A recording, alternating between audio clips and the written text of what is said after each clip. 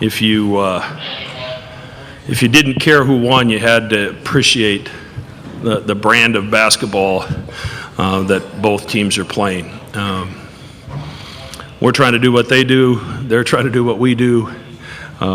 Take care of the basketball, take good shots, make things tough at the rim.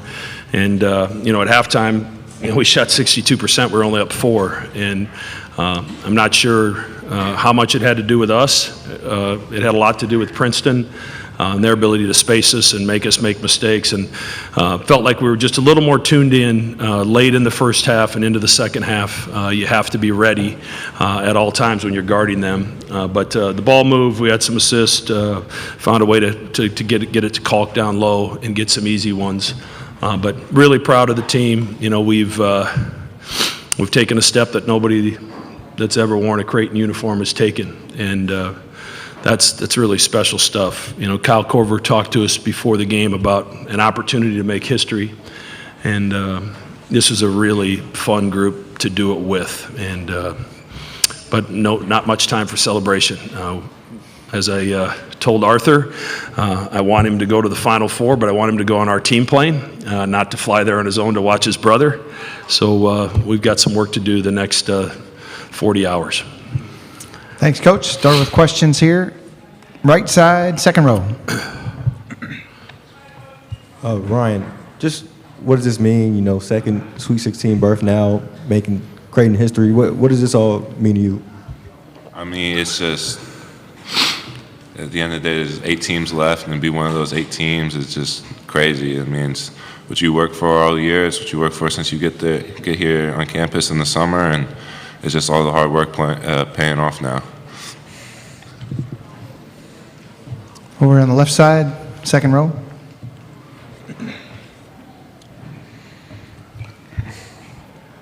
All right, Brian Bennett with The Athletic. For Greg and Ryan, Greg, it looked like you pulled Ryan out on one of those timeouts in the first half and said something to him, and then Ryan was really aggressive right after that. Could you guys talk about just what the message was and what happened after that? His version may be different than mine. We'll see.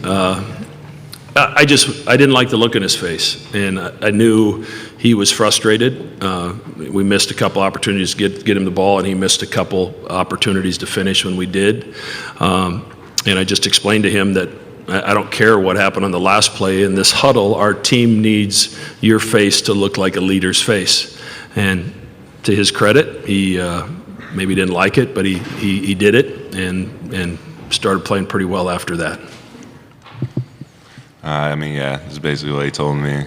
Just, sometimes I get frustrated and stop playing with joy, and he just basically told me to get that frustrated look off my face and play with a little joy and have fun, and fixed it after that. Next question, we'll start here in the right side front row and then to row 2. Greg, Pete Thamel from ESPN. Whoever wins here on Sunday is going to go to the Final Four for the first time. There's no number 1 seeds in the Elite 8 for the first time. Just what do you think this says about the game and where we are right now? I mean, it probably speaks to the transfer portal and NIL and how it's going to be tough to predict on any given season who's good and who's not because of who's coming and who's going. We were fortunate to have the core of our team back and then added a very important part in Baylor that's allowed us to move forward. But, college basketball is there's as much parity as there's ever been. And it makes it fun. It's going to make it exciting. It's pretty ironic. San Diego State and ourselves shared a charter to Maui. Brian and I sat across the aisle from each other, from San Diego to Maui and back, and we talked on the way out about wanting to meet in the championship of Maui, and then we'd be okay with one of us winning and one of us losing. So it's pretty ironic that we're going to meet with an opportunity to go to the Final Four. I've got tremendous respect for him. Steve Fisher's been a dear friend for a long time, and a lot of respect for that program. So it's going to be a fun Sunday. Ryan, it feels like I'm always saying it takes a lot to get you fired up, but it felt like early on there, Princeton was trying to get under your skin. And it looked like you were like pumping iron. What was that? Can you explain that to me and just some of what was going through your head during that? I don't know. I just got in the moment, man, and you know, sometimes I just let a little more emotion than I usually have out. So I don't know. Sometimes I don't think before I do stuff like that. Couldn't really explain it very well. And Baylor, it felt like you couldn't miss there for a while. Even the kind of shrug you let off after you banked that three. What was going through your head when you hit that one?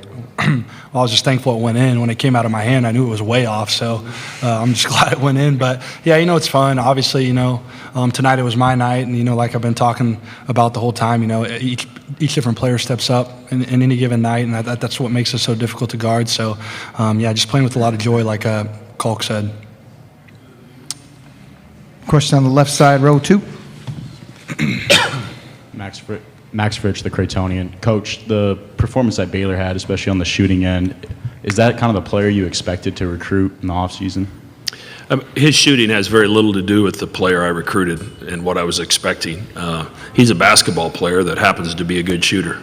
And he hasn't shot it to the level that he would like to this year on a consistent basis, but he and I have been talking all year that it only takes one game, and at some point in the season when we need you, all your hard work's going to pay off. Very similar message that I've told Francisco all season, and he had his game last weekend. So I was excited about him being part of our team because of who he is and that he's a really good, complete basketball player. He just happens to be a good shooter.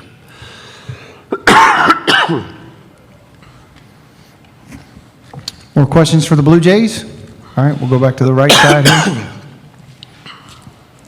Yeah, for the players, it felt like for a while there that Princeton's zone had threw you off. I guess what was the point you guys felt like you maybe broke through? I don't remember exactly when we broke through and kind of got in rhythm with that. I think, you know, obviously that's why teams go to zones to try to throw you off, and then maybe got us for a few possessions where we didn't necessarily handle it as good as we know we could, but once we got kind of acclimated to it, I thought we attacked it pretty well and got a few good looks. Almost a highlight dunk out of Art one time or two, but no, I think once we settled in, we did a solid job against it.